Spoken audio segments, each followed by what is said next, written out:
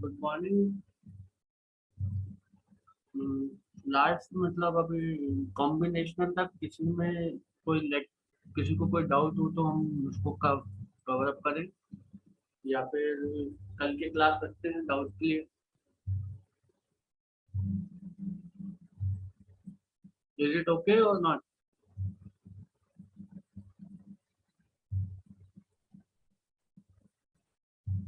Tomorrow हम एक class रखें या कंटिन्यू करें आगे का चैप्टर्स? किसी को अगर डाउट है तो हम डाउट सेशन रखेंगे, नहीं तो नहीं रखेंगे।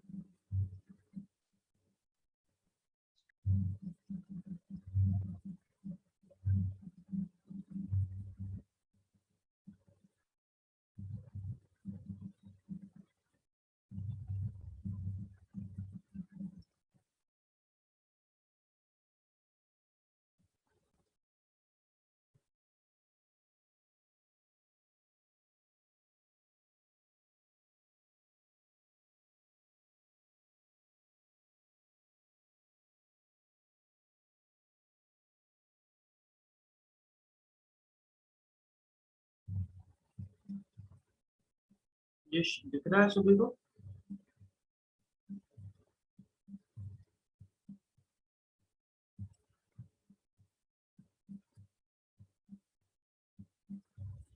वो ऐप फंक्शन क्या होगा, ये क्वेश्चन? Is it visible?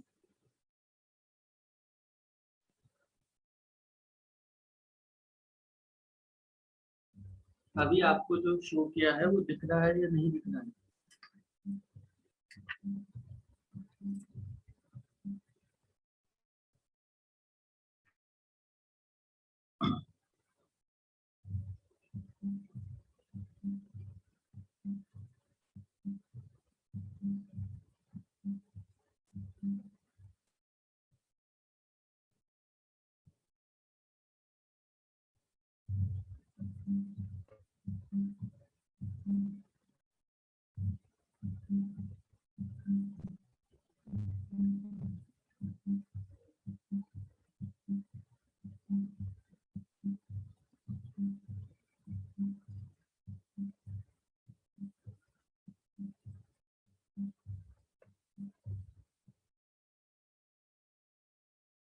कौन बताएगा what will be the function?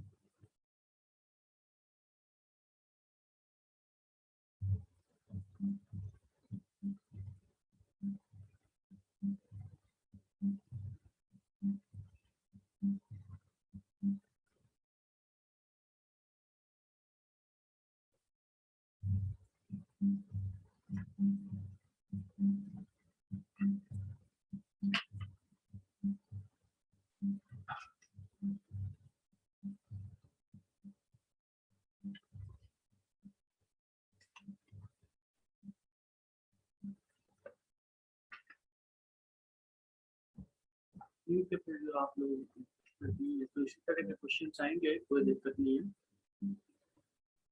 तो हम नेक्स्ट टॉपिक चालू करते हैं।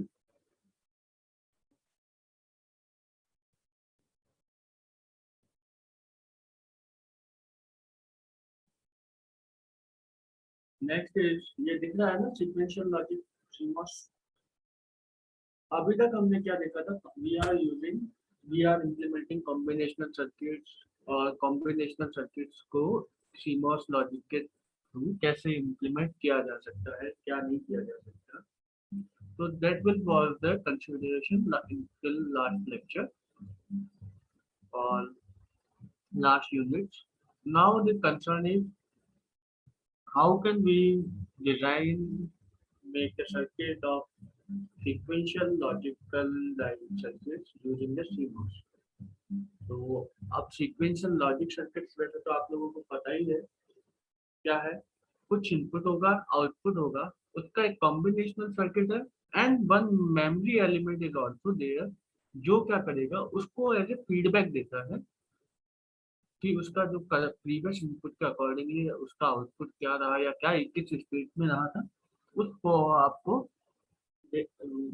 आगे वो मतलब एज ए फीडबैक देगा। तो उससे क्या है, we will be getting the output. तो सीक्वेंशियल लॉजिक में क्या होगा, output will be the combination of current input and previous input और state, ठीक है। तो अब रीजनरेटिव बिहेवियर और नॉन रीजनरेटिव बिहेवियर एक टर्म आता है। That means the regenerative behaviour is there is a feedback whether it is a direct feedback or indirect feedback, मतलब आपका जो आउटपुट है वो प्रीवियसली जो भी उसका सर्किट का आउटपुट था उसके फीडबैक पर डिपेंड करेगा। तो that circuit is called the regenerative circuit, otherwise the circuit is not called the regenerative circuit. तो यहाँ पे क्या है कि कभी भी हो सकता है कि प्रीवियस स्टेट हो या प्रीवियस इनपुट हो, उसके अकॉर्डिंगली आपका कई बार फीडबैक डायरेक्ट भी हो सकता है और कई बार इनडायरेक्ट फीडबैक कनेक्शन भी हो सकता है जिससे कि आपका आउटपुट चेंज होगा। तो that is for the sequential logical circuit. तो अब सीक्वेंशियल लॉजिकल सर्किट्स की बात कर रहे हैं, तो यहाँ पे हम तीन कैटेगरी में इसको डिवाइड कर देते हैं। एक चीज आपको नोट करने की बात ये है कि आपके ये जो कॉम्बिनेशनल सर्किट है that is not come under the classification of regenerative circuits. It is a non-regenerative circuit. जितने भी combinational circuits हैं वो non-regenerative circuit है। क्यों?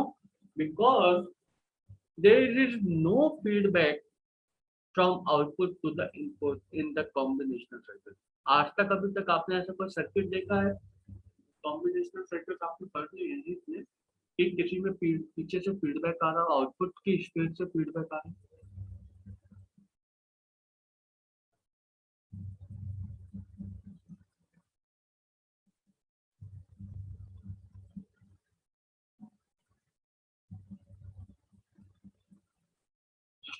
तो ठीक है, तो कॉम्बिनेशनल सर्किट्स की अगर हम बात करते हैं तो these are the non regenerative circuits, और अगर हम सीक्वेंशियल सर्किट्स की बात करें तो these are the regenerative circuits.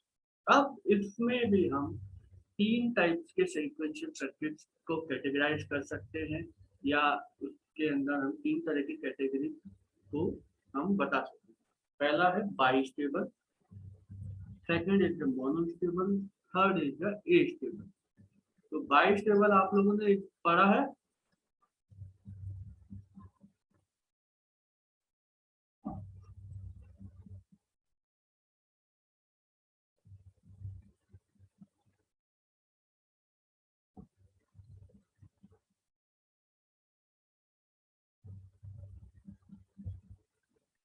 Bistable पढ़ा है आप लोगों ने?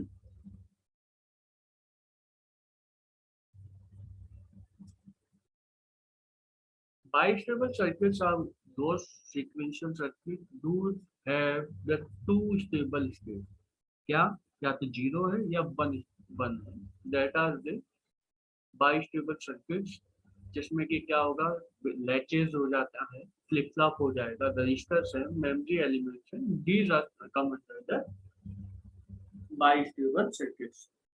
Second is the monostable, only one state और one operation mode, one stable state की या तो जीरो होगा या वन होगा, ये नहीं है कि दोनों ही स्टेट इसमें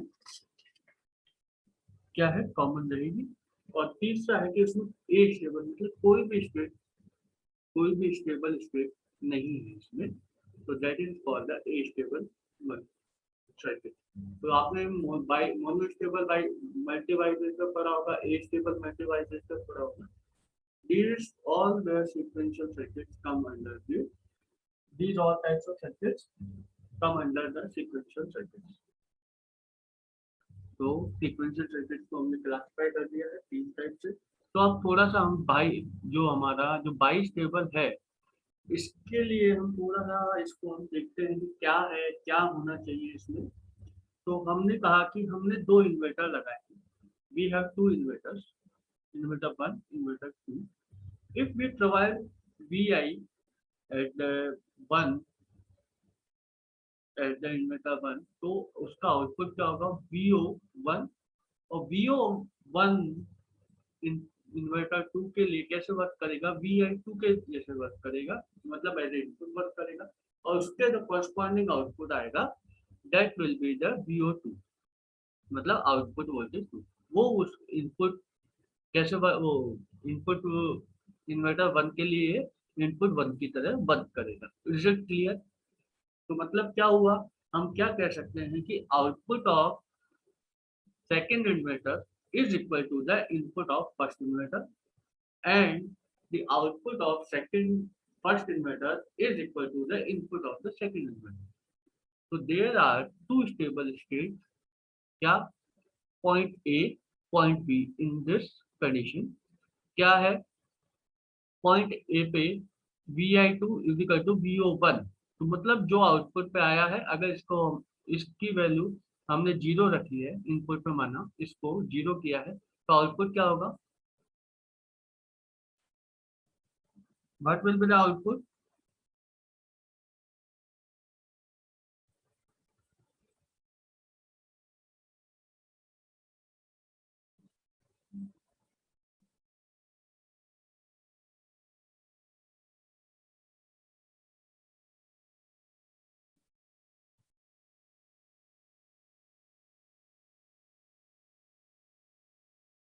बोलेंगे कोई भी, ठीक है जो भी है। अगर आउटपुट जीरो दिया है तो यहाँ आउटपुट वन होगा। अगर इनपुट वाली की वैल्यू को हमने वन किया है तो आउटपुट विल बी जीरो। तो अगर इसका बीटीसी इस तरह से बन जाएगा, और सेम इसके लिए बीटीसी बनेगा क्या, जब यहाँ पे आउटपुट इनपुट पे आपने जीरो दिया है तो आपका आउटपुट क्या है, वन है। तो आउटपुट जीरो है तो यहाँ वन है। उसके बाद में अगर आउटपुट पे इनपुट पे वन दिया है तो आपका आउटपुट जीरो है, तो दैट विल बी दिस। तो आपके पास में इसका क्या है, अपोजिट वैल्यूज में आपको एक इस तरह से कर्व मिल जाता है। तो हमने कहा कि यहाँ पे स्टेट ए और state B are the stable state. अब ऐसा एक पॉइंट है यहाँ पे जहाँ इंटरेक्शन है या जो भी इसको हम कहें, तो इस पॉइंट पे आपका जो है सिग्नल का वैल्यू है वो VDD बाई टू के बाद में, या जो भी इसका मैक्सिमम वैल्यू है उसका हाफ के अक्रॉस होता है या थ्रेशोल्ड वोल्टेज के बराबर होगा। तो इस पॉइंट पे आपको कोई भी एक कांस्टेंट वैल्यू नहीं मिलेगी, या कोई भी एक स्टेबल आउटपुट का मीनिंग ये है कि this output can't be sustain for the longer time. कि आपको एक इंस्टेंट में ये आउटपुट तो मिलेगा, लेकिन ये आपको एक लॉन्ग स्पीड पे टाइम आउटपुट नहीं मिलेगा। तो अगर इस पॉइंट सी को हम we will call the unstable. अगर हम इसी पॉइंट ए, पॉइंट बी और पॉइंट सी की एनर्जी की बात करेंगे, तो energy at point A is very low और energy at point B is also low, as but the highest energy is at point C. तो क्या है कि पॉइंट सी पे जितनी भी हाईएस्ट एनर्जी हाईएस्ट है, तो उससे क्या है, उसका आपको जितनी एनर्जी हाईएस्ट होगी या हाई होगी, उतना ही वो स्टेट अनस्टेबल होगा। और but in case of the A and B, energy state will be lower, A and B lower. तो these are the stable state of the क्या, फॉर द बाइस्टेबल मल्टीप्लाई। तो अब क्या है कि इन्वर्टर का अगर C point is the unstable point, क्या है कि potential energy at the point A and B are the minimum since the voltage gain is both the inverter are equal to zero and the potential energy at C will be maximum। ये हो चुका है। तो अब इसके बाद में अगर हम इसी कर्व को हम देखें, इसको अगर इम्प्लीमेंट करना है तो कैसे इम्प्लीमेंट करेंगे, तो क्या है, दो इन्वर्टर को आपने आपस में कनेक्ट कर दिया है। तो एक इन्वर्टर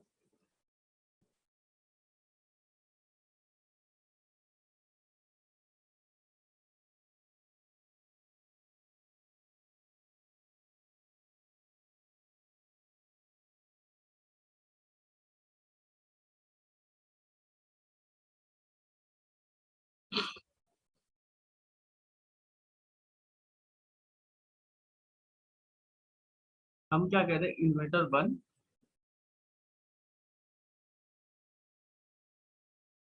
ये इम्पोर्टेंट एलिमेंट है, क्योंकि आपको जो मेमोरी का या मतलब का अगर आप एस रैम या कोई भी रैम बनाने जाएंगे, तो this is the basic element of the latch जो है, इसका एक बेसिक एलिमेंट होगा।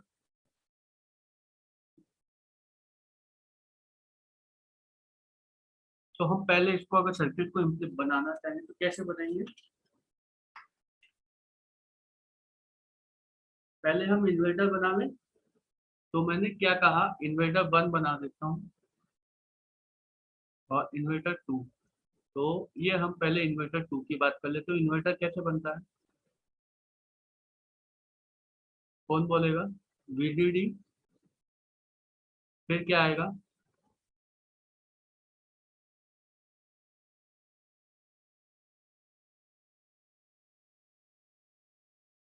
दो ट्रांजिस्टर। अब ये कौन सा ट्रांजिस्टर है?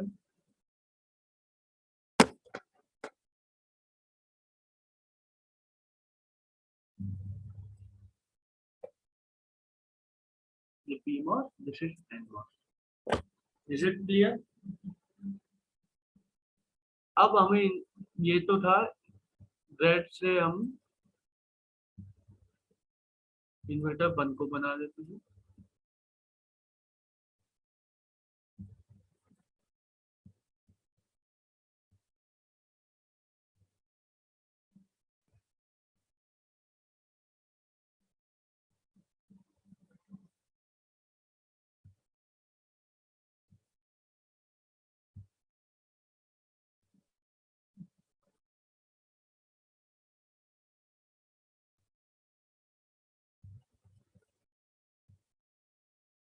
अब इन एक चीज बताइए, इन्वर्टर 1, ये 1 है, ये 2।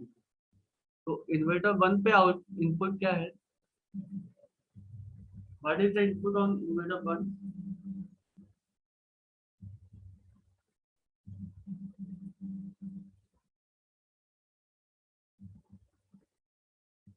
ये इन्वर्टर 1 है, तो इसका जो इनपुट क्या है? इसका इनपुट है आउटपुट पे जो भी वैल्यू है इसकी, इन्वर्टर 2 की वैल्यू वो जो आउटपुट पे है वो है इन्वर्टर 1 के लिए इनपुट। और इन्वर्टर 2 की बात करें तो इसके लिए क्या है? इसका जो आउटपुट वैल्यू है that is for is the,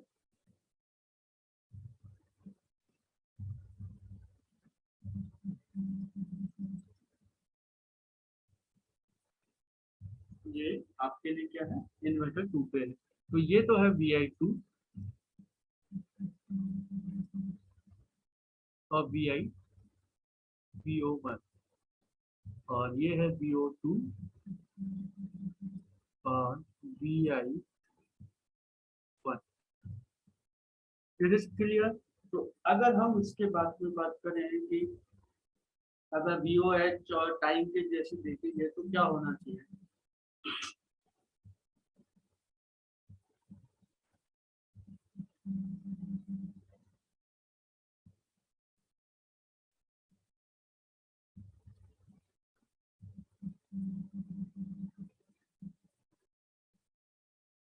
तो ये सर्किट्स का तो क्लियर हो गया होगा।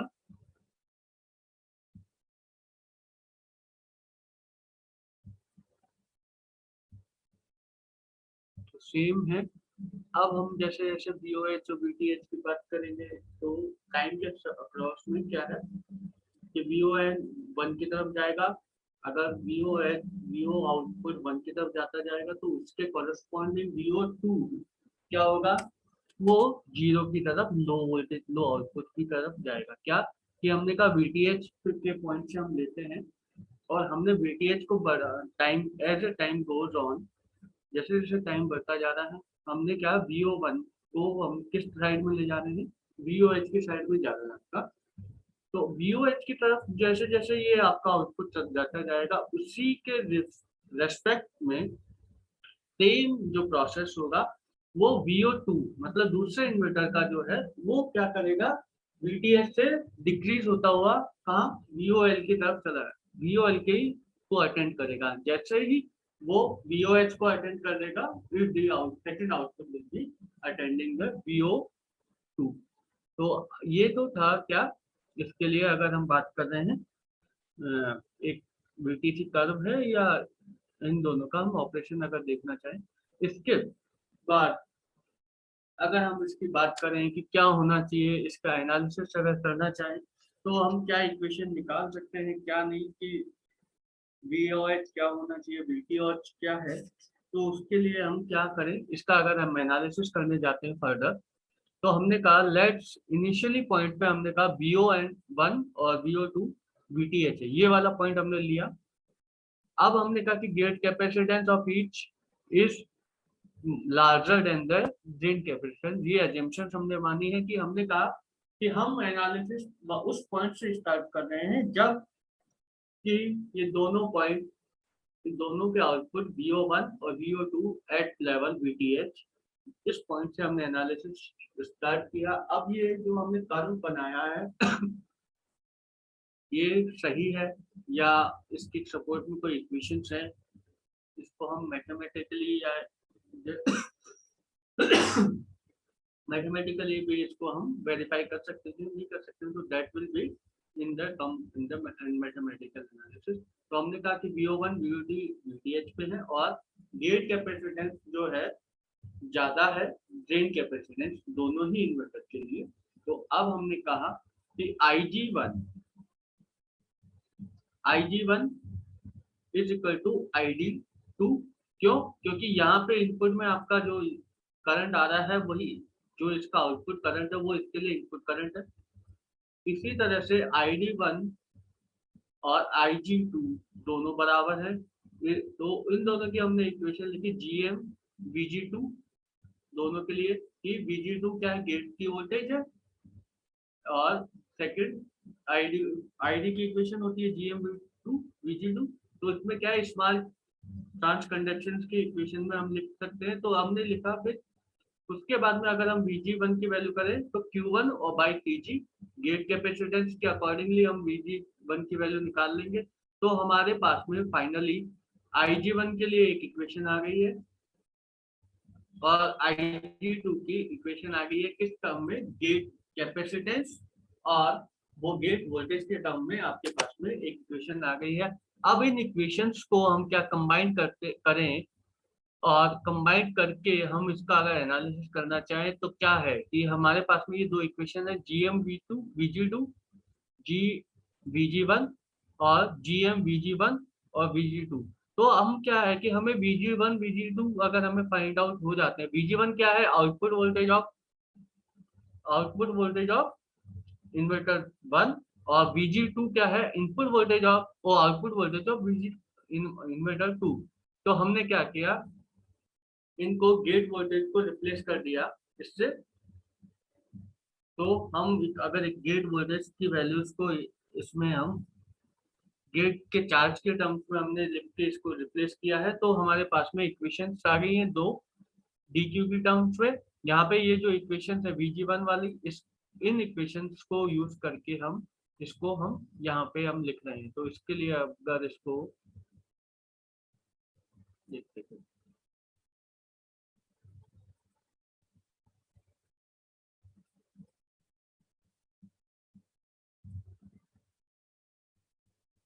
हमारे पास में इक्वेशंस आई हैं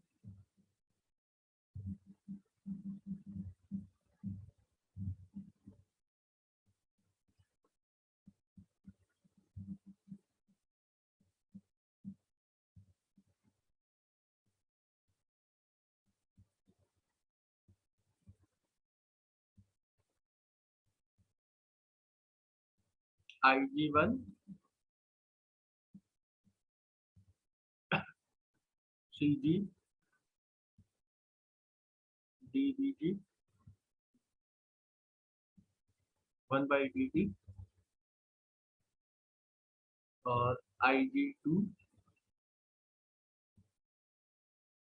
CG, दोनों का कैपेसिटेंस हमने बराबर माना है, गेट कैपेसिटेंस दोनों इन्वर्टर का। तो और ये VG2/dt।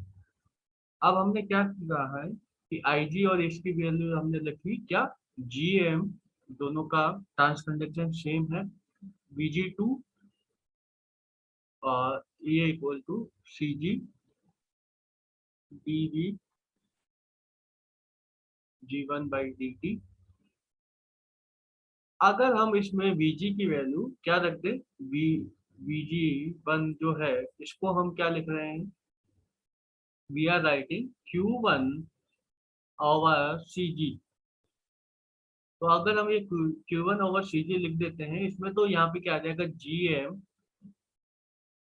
Q1 अपॉन CG, और यहाँ क्या आएगा, CG है और ये DQ1 अपॉन DT, और ये CG जो यहाँ पे था दैट विल बी आउट, क्योंकि कांस्टेंट है तो ये दोनों आपस में कैंसिल हो जाएंगे। तो we will be getting final equation GM Q1 is equal to CG DQ by DT। तो ये दोनों इक्वेशन हम कैलकुलेट कर लेंगे, एक क्यूब की टर्म्स में है और एक Q1 के टर्म्स में, एक Q2 के टर्म्स में। तो अब इन दोनों से हम क्या कर सकते हैं कि इन दोनों को हम कंबाइन करें। तो हम कंबाइन करने जाएंगे तो क्या होगा, आप या तो CG की वैल्यू रखिए, CG बाई GM की वैल्यू एक इक्वेशन से आप निकालिए और दूसरी इक्वेशन में इसको पुट कर दीजिए। तो आप क्या, आपके पास में फाइनली एक इक्वेशन क्या आ जाएगी। तो आपके पास में यहाँ पे CG बाई GM क्या आ रहा है, GM by CG, GM by CG क्या आ रहा है, 1/Q1 अपॉन DQ1 और ओवर DT। तो अगर इस वैल्यू को हम इन दोनों इक्वेशन से निकालेंगे तो we will be getting a equation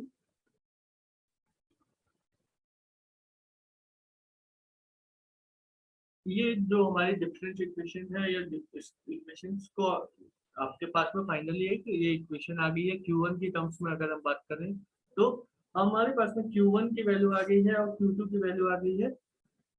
अगर इसका हम टाइम आगे जाके सॉल्यूशन निकालते हैं, टाइम डोमेन सॉल्यूशन, तो आपके पास में Q1 की वैल्यू इस फॉर्म में आएगी और सेम वैल्यू आपके पास में Q2 के टर्म्स है। तो अगर हम इसकी इक्वेशंस को फाइनली फॉलो करते हुए V02 और की वैल्यू निकाल ले और V12 की इक्वेशन V01, मतलब दोनों के आउटपुट अगर हम निकाल लें टाइम के रेस्पेक्ट में, तो आपके पास में फाइनली इक्वेशंस, ये इक्वेशन सारी है दोनों के लिए। तो जैसे जैसे आप इसको बढ़ाते जाएंगे या क्या करेंगे, टाइम डोमेन ज्यादा लार्ज होगा तो आपके पास में फाइनली ये इक्वेशन फॉलो होगी। क्यों, क्योंकि आपके पास में अगर ये ये e की पावर t की वैल्यू अपॉन t नॉट क्या होगा, अगर लार्जर होगा तो ये जीरो हो जाएगा और आपके पास में फाइनली ये इक्वेशन बचेगा। क्यों जीरो हो जाएगा,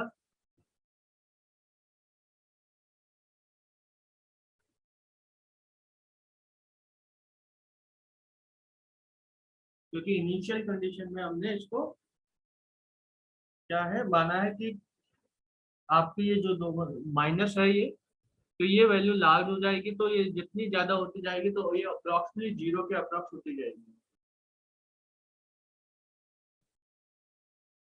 1/e की पावर में ज्यादा वैल्यू माइनस है, ये यहाँ पे माइनस है इस पॉइंट पे, और यहाँ पॉजिटिव है, यहाँ नेगेटिव है, तो 1/, में जाएगा तो जितनी ज्यादा वैल्यू आएगी, जितना ज्यादा लार्ज टाइम होगा उतनी ही आपको वैल्यू ज्यादा मिलेगी।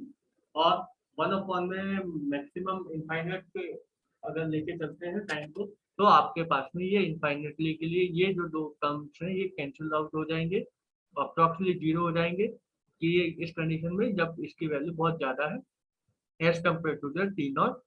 तो आपके पास में फाइनली ये दो इक्वेशन है।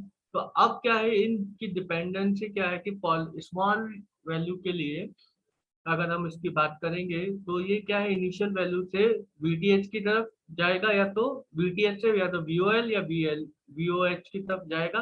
तो ये दोनों हमेशा पोलैरिटी अगर देखेंगे तो एक से दूसरी तरफ, मतलब एक अगर पॉजिटिव साइड में जा रहा है तो दूसरा नेगेटिव साइड में जाएगा। तो आपके पास में क्या है, अगर आप इसको बताएंगे तो VO2 और VO1 में करेंगे, तो अगर आप VOL से VOH की तरफ बढ़ रहे हैं तो ये भी आपका अपोजिट डायरेक्शन में होगा। तो आपके पास में यहाँ दो वैल्यूज कहाँ मिलेंगी, diverge in the opposite direction. अगर आप यहाँ से चालू करते हैं तो अगर आप VO1 की बात करेंगे तो that will be going downward, और अगर VO2 की बात करेंगे तो that will be going for the upward. Same जो अभी हमने कर्व देखा था तो उसका है, तो ये एक लूप की तरफ में फॉर्म करता हुआ ही रहेगा। और ये क्या है कि लूप क्या होगा, ये लूप में रहेगा लेकिन ये अनस्टेबल स्टेट से स्टार्ट होता है और आपका ये स्टेबल स्टेट की तरफ ही पॉइंट आउट करता जाएगा। तो आपको अप्रोक्सीमेटली हमेशा क्या है, अगर हम बात करेंगे तो आपको एक इक्वेशन हमेशा इस तरह से कि अगर ये जैसे जैसे इसका लूप हम बढ़ता जाएगा, ये अगर एक इनफाइनाइट टाइम के लिए हम करेंगे तो धीरे धीरे धीरे धीरे ये वैल्यू, अगर इसकी VOH की वैल्यू अगर हम बात कर रहे हैं VO1 की वैल्यू, तो ये VO1 अगर स्लोली पहले लूप में इतना आया तो उसका अपोजिट सेकंड वो जो VO2 है वो लूप में रहेगा। सेकंड लूप में जैसे ही इसकी वैल्यू ए स्क्वायर या मतलब इसकी वैल्यू बढ़ गई है तो आपका जो गेन है, जितनी बार ये लूप रन होगा या जितनी बार भी ये वैल्यू ट्रांसफर होगी, तो जैसे वैसे वैसे जितने टाइम के लिए होगा तो आपका अल्टीमेटली जो आउटपुट है एन लूप एन आइटरेशन होता है कि 0 है तो 1 मतलब जो भी है, तो आपका धीरे धीरे कहाँ पे VOH की तरफ जाएगा, ना कि और VO2 VOL की तरफ चला जाएगा। तो मतलब एक तो आपका वैल्यू हाई रहेगा और दूसरा वैल्यू क्या रहेगा, लो वैल्यू रहेगा। तो आप क्या कर सकते हैं कि इसका जो पीरियड है उसके लिए आप इक्वेशन लिख सकते हैं एक, क्या ये जो है इस इक्वेशन से आप इसका टाइम पीरियड निकाल सकते हैं कि क्या है कि इसका T0 की वैल्यू अगर हम फाइंड आउट करना चाहें तो हम क्या है कि अगर हमने दो कास्ट इन्वर्टर को कास्केड किया है तो हमारा जो लूप गेन होगा, तो उस लूप गेन के लिए हम एक रिलेशन उस टाइम पीरियड के लिए हम यहाँ से निकाल सकते हैं कि एक ड्यूरिंग अगर आपके पास कोई इंटरवल है और उसमें कितने लूप्स अवेलेबल होंगे तो उसका गेन क्या है, उस गेन के अप्रोक्सीमेटली उसमें कितनी बार लूप में गया या कितनी बार उसने सिग्नल ने लूप को ट्रेवल किया है, that will be find out using the formula, this formula. So this is was for the बाइस टेबल। तो अब इस बाइस टेबल का जो है हम यूज कहाँ कर सकते हैं या क्या है, तो इसका सबसे सिंपलेस्ट एग्जांपल क्या होता है, एसआर लैच या लैच सर्किट जो है वो इसका सिंपलेस्ट एग्जांपल है। तो इसी के लिए हम क्या करेंगे, नेक्स्ट जो भी है आपका लेक्चर क्लास होगा उसमें हम एसआर लैच का सर्किट क्या है, एसआर लैच कैसे बनेगी, उसका क्या है, उसके बारे में हमें क्या क्या इंपॉर्टेंट थिंग्स है भी वो हम देखेंगे। उसके बाद में एसआर लैच, नैंड लैच, फिर उसके बाद में क्लॉक लैच और flip flop circuits we will be seeing, then we will और नेक्स्ट टॉपिक विल बी कि हम मेमोरी की तरफ कैसे बढ़ सकते हैं या जो भी अदर सीक्वेंशियल सर्किट है, काउंटर्स है या जो भी है, तो उसको अगर इम्प्लीमेंट करना है तो उसके लिए क्या है क्या नहीं, that will be the next of और क्लासेस का जो भी टॉपिक्स है उसके लिए हम बात करेंगे कि इसमें हम अगर चाहेंगे तो पास ट्रांजिस्टर को अगर हम बनाना चाहे यूज करके बनाना चाहें या क्या कर उसके है तो उसके हिसाब से हम नेक्स्ट जो भी होगा वो देखेंगे नेक्स्ट लेक्चर्स में। तो अभी फिलहाल यही है, इसके बाद में हम we will be seeing the outputs वो सीक्वेंशियल सर्किट कैसे इंप्लीमेंट होगा क्या नहीं, that will be the next class in the next class.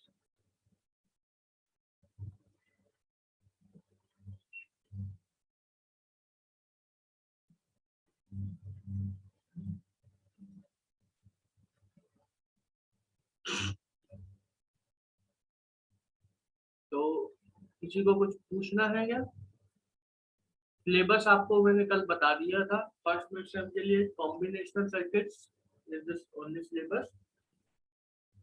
जो भी है हम शुरुआत में मॉसफेट से चालू होंगे यूनिट 1 और उसके बाद में कॉम्बिनेशनल सर्किट्स तक जो भी पढ़ाया है वो आपका इसमें अवेलेबल है, मतलब क्लास में जो भी है वो मिड सेम 1 में जो है वो आपके इसमें आएगा। तो इसके अगर कल के डाउट क्लास रखनी है, लास्ट टाइम पूछ रहा हूँ, या फिर आपका नेक्स्ट टॉपिक कवर अप करते हुए चल रहा है, अगर किसी को डाउट है तो बता दीजिएगा। तो कल डाउट सेशन रख लेते हैं, otherwise we will be continuing from the next topic. रखना है कल डाउट सेशन?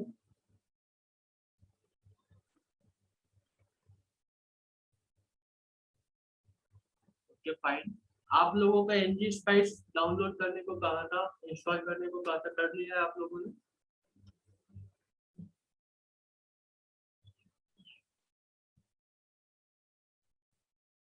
एनजी स्पाइस भी डाउनलोड नहीं किया दिखता है, ऐसा लग रहा है सभी ने।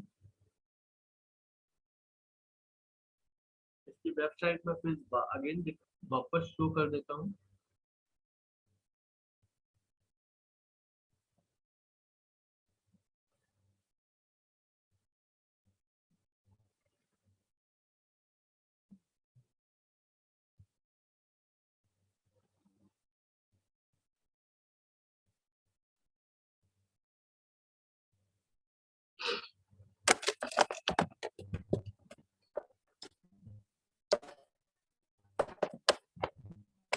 एनजी स्पाइस डाल के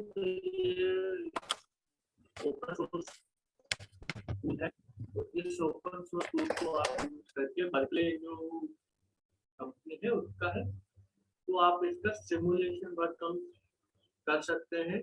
तो आपसे यही है कि इसका जो डाउनलोड्स में जाके और डॉक्यूमेंट्स में जाइए, डॉक्यूमेंटेशन में आपको वहाँ मिल जाएगा कि डाउनलोड कौन सा करना है। कि अगर एमएस विंडो करना है तो आप इसकी जिप फाइल को डाउनलोड कीजिए। If you are on the MS Windows, download and zip file और फ्रॉम द वेयर। उसके बाद आपको क्या है कि आपको क्या करना है कि यू में download the GUI that is shown in the blue. यहाँ नीचे जाके आप इसमें इस पे क्लिक करेंगे तो आपको ये फाइनली ये आपको इधर ये डाउनलोड होना शुरू हो गया है। एक्चुअल में मेरा उबंटू है तो I will be not downloading.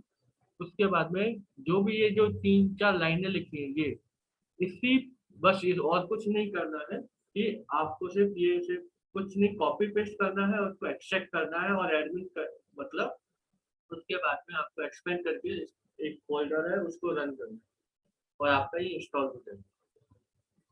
तो it will be a good if अगर आप लोग कर लेते हैं और इस पे कुछ रन कर सकते हैं, that will B a good thing. और एक मेरी तो रिक्वेस्ट यही है कि आप इसको इंस्टॉल कीजिए और इंस्टॉल करने के बाद में हम देखेंगे कि क्या अगर आप इसमें रन कर सकते हैं कि हम एक दो एक्सरसाइज इसकी लैब में परफॉर्म की जा सकती है। तो I request you all to download and this NG spice. Almost at least 90% लोगों के पास में होना चाहिए laptop with the Windows. So I hope all you all will be downloading the NG Spice